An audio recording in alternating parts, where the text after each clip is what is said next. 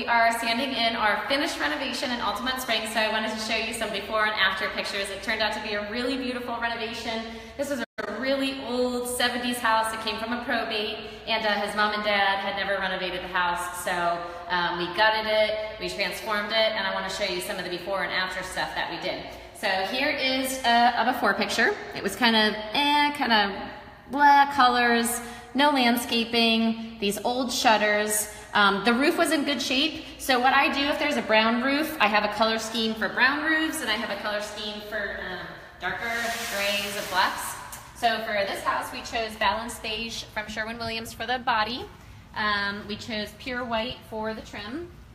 Apple red, I think candy apple, I don't know, some kind of apple for the door. That's a Sherwin-Williams color as well. And then we added these nice new modern black shutters and replaced the old ones. And then of course we added lots of hedges and landscaping to bring up the curb appeal. And so you can see the transformation from the before picture to the after. And we did replace the front door. Sometimes I'll just paint the front door, but in this case, as you can see, this was a really old front door. And I'll bring up the picture of the front entrance. So that's the front door. It's not very, doesn't give any light, doesn't have any openings to it. So we changed it out to this. This is from Home Depot. And I'm gonna tell you a couple things that helped me save some money in this rehab. This actually came from one of our old renovations, and it was, it's a nice door handle, but it was kind of old and worn down. So we spray painted it with an oil rub bronze and gave it a nice new look. So saved money there. So this is the entrance that we're standing in. Again, front door, but you can see that it's old tile, old light fixtures. There were these double doors that were right here, so when you walk into the entrance, this is the family room, there were these double doors. I don't know why you put them there, but we took them out to just create a more open feel. This is the living room. Of course, like the nice shag 70s carpet. It's all white, there's really no contrast. Small baseboards, they were like the 3-inch baseboards. This was all popcorn, so we did knockdown ceiling throughout the house. All of our interior paint is Repose Gray from Sherwin-Williams. That's what we've been doing all of our interior houses with, and we do flat in the main areas because it's gonna hide any imperfections that are on the wall. And we added nice 5-inch baseboards. And then this floor is a ceramic tile that looks like wood. We got this from Floor & Decor for $1.40 a square foot plus mortar and grout. And then we had our tile guy install it. But we did this throughout the house and into the kitchen because of course it's waterproof, so you can put it anywhere. So we took all of the flooring out of this house. Okay, so let's go into the family room, which has the fireplace. And I can show you the before picture first. Where's the before picture? Right here. Okay. So we had these long, dark beams. This whole entire room was panel on the wall. We had these built-in bookcases that were really dark. They're beautiful bookcases, but they're very dark wood with these old knobs. I loved the fireplace. And then we have this carpet. So what we did in here was, again, brought the tile into the family room. We kept the built-in shelves, and we just painted them white. And then we added brushed nickel knobs onto them to make them look more modern. So this was here. With the fireplace, we painted that white too, because we wanted to brighten up the room. You can see how dark it was in there. And now it's nice and bright.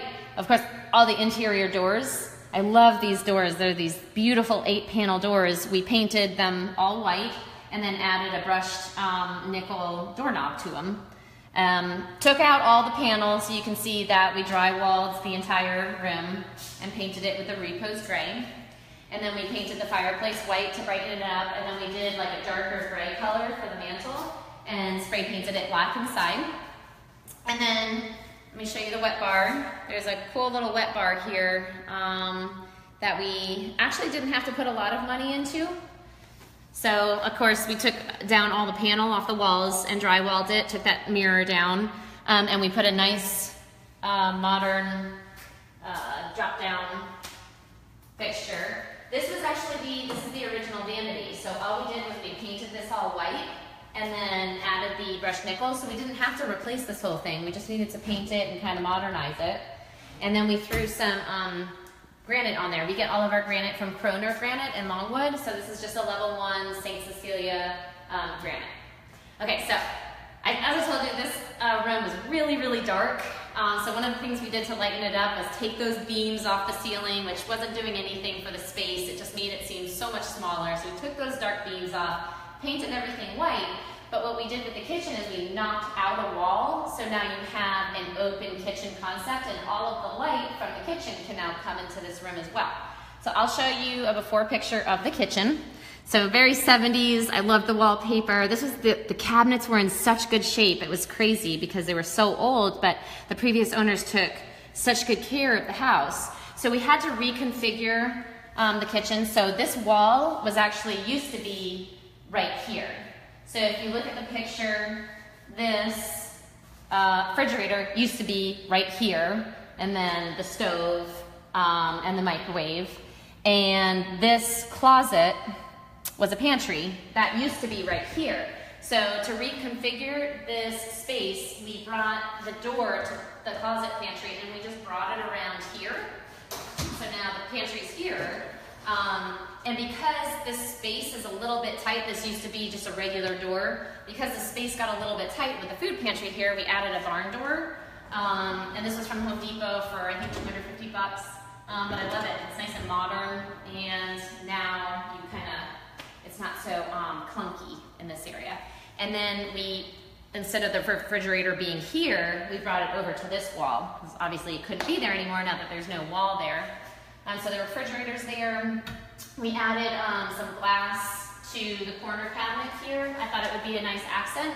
But these are white shaker cabinets. We brought them all the way up to the ceiling. You can see that there was soffits all over the kitchen, so we took those soffits out, brought the cabinets up. These are white shaker cabinets from Spectrum Cabinet. Shout out to Greg Chenard. He's the best cabinet guy I know.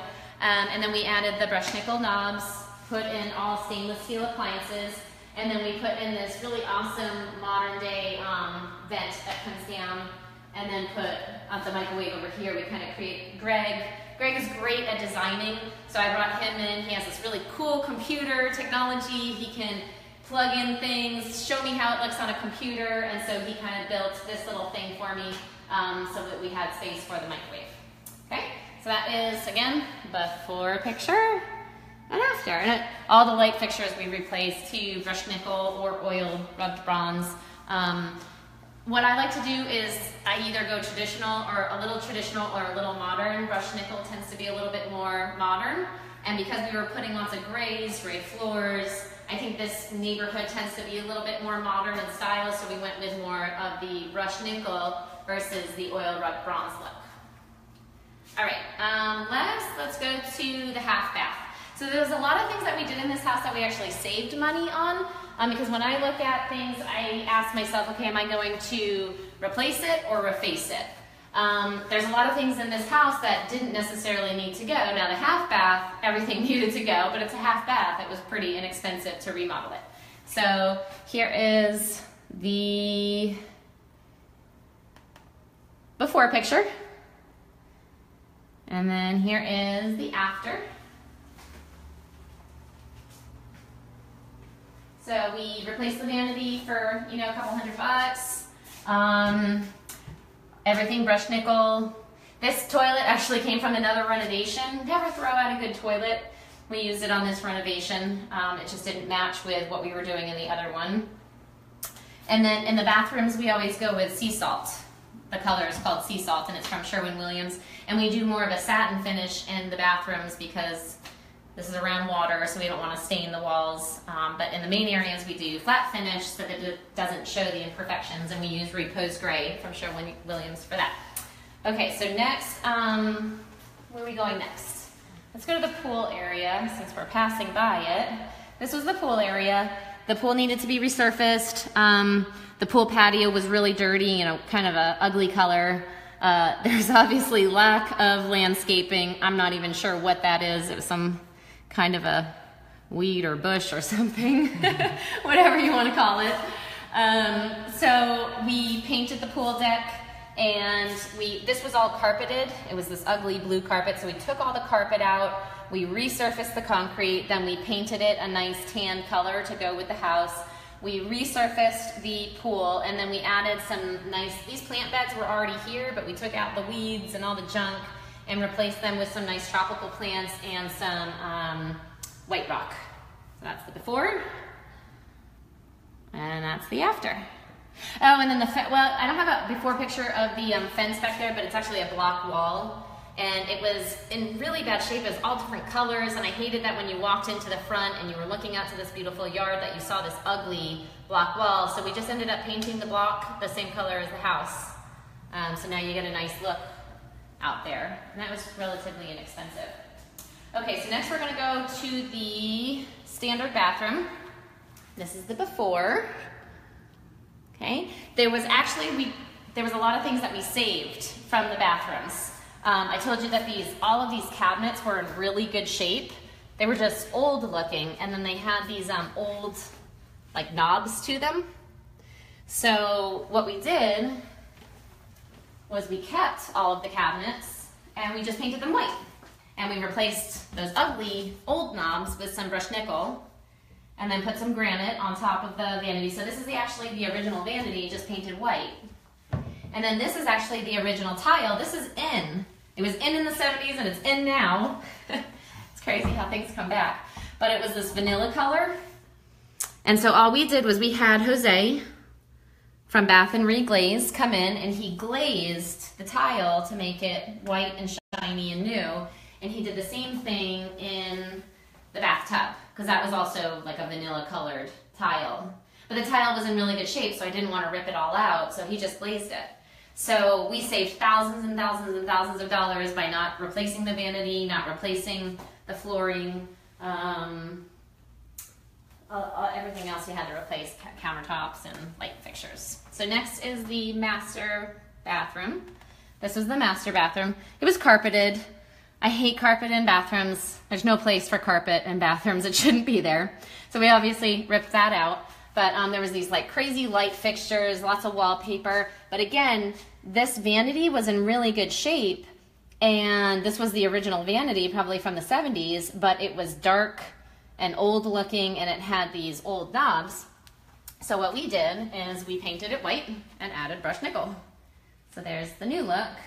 And then we added the granite on top and a new light fixture. And then we did the same thing in this bathroom to the floor. We just glazed it because it was the same vanilla colored floor. We just glazed it to make it look white. And then we did a lot of reconfiguring in this house. So one of the things we did in the master is that it just had this one little small closet when we first bought it. And it had these like crazy shelves inside. So we took the shelves out to make this space more open. And we added a second closet. This actually used to be, on the other side of this is the standard bedroom.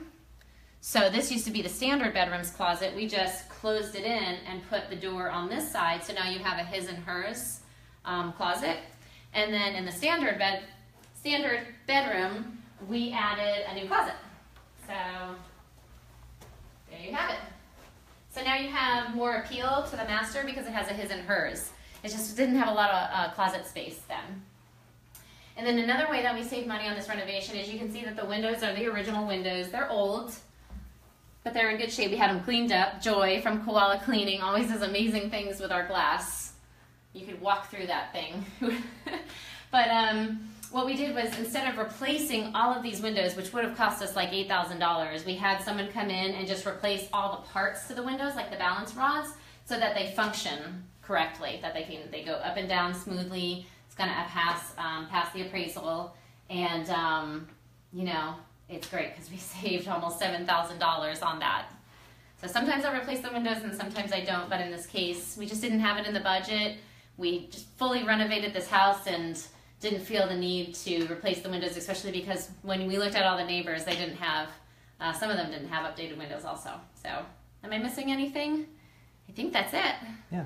So I'm going to have all this information up on my blog at Carrie's Corner. We'll have all the SKU numbers and brand names for everything that we use in the renovation. And if you have any questions, just reach out to me. And I think that's it. Please share my videos. I love when you guys share and comment and ask your questions. So thanks, guys, and I'll see you.